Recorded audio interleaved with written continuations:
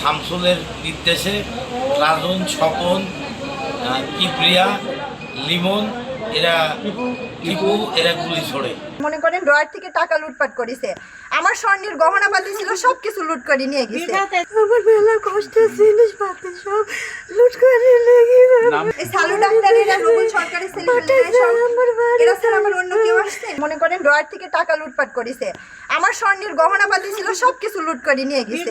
আমি ভারী ভারী গহনাগুলো আমি সব রাখি দিছি, ওইগুলা বক্স টক্স ভাঙি নিয়ে গেছে। আমার ভাই কেন এত বড় মানুষের কাছে?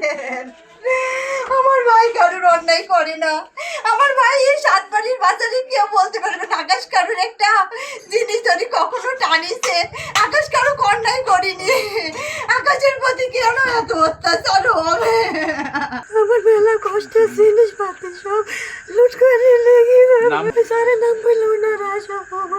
এই সালু ডাক্তারেরা রুবুল সরকারের ছেলে এরা ছাড়া আমার অন্য কেউ আসছে নিতে? রুবুল সরকারের নান্টুরা ও মনে করেছে যে এটি বাথরুমের দরজা প্লাস্টিক সে ওই রুমে যায়নি। আমরা ওই রুমের মধ্যে 3 মেজার আমার ছোট লাতি ছিল।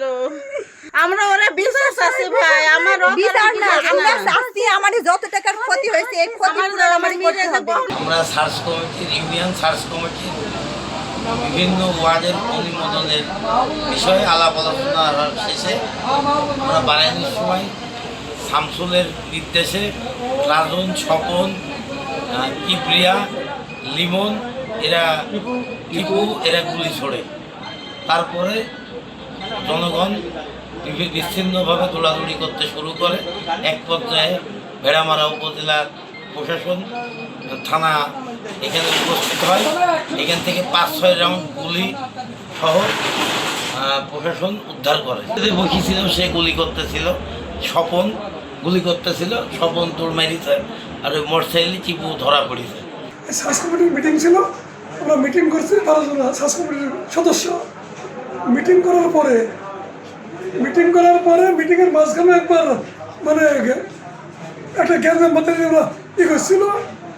আমরা জানলাম মীমাংসা হয়ে যাওয়ার পরে এটা আর কিছু হয়নি। শামসুলের নেতৃত্বে মানে আপনার নেতৃত্বে রাজন, স্বপন, কিবরিয়া, লিমন, টিপু এই কয়েকজন গুলি করতে করতে বের হয়ে আসেন এবং ওদের পরেও আঘাত হয়। এগুলো সম্পূর্ণ ভিত্তিহীন, ওনারাই গুলি চালা আমাদের পরি দিচ্ছে। গতকাল ভেড়ামারা থানার ধরমপুর ইউনিয়নের বিএনপির সার্চ কমিটি গঠনকে কেন্দ্র করে একটি অপ্রীতিকর ঘটনা ঘটে। আমি সংবাদ পেয়ে আমার থানা পোস্টকে সাথে নিয়ে দ্রুত ঘটনাস্থলে যাই। এক পর্যায়ে আইনশৃঙ্খলা পরিস্থিতির কিছুটা অবনতি ঘটলে আমি স্থানীয় সেনাবাহিনীর সহায়তায় পরিস্থিতি কন্ট্রোলে আনি। আমরা খবর পেয়েছি চিকিৎসাধীন আছেন। আমরা একটি টিমও পাঠিয়েছি সংশ্লিষ্ট হসপিটালে। ডাক্তারের মতামত পাইলে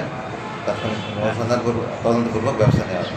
স্থানীয়ভাবে তাৎক্ষণিকভাবে আমরা গুলির কথা শুনতে পেয়েছি, গুলিতে অ্যাসাল্ট হয়েছে, কিন্তু এটা আরও গভীর অনুসন্ধানের বা তদন্তের প্রক্রিয়া।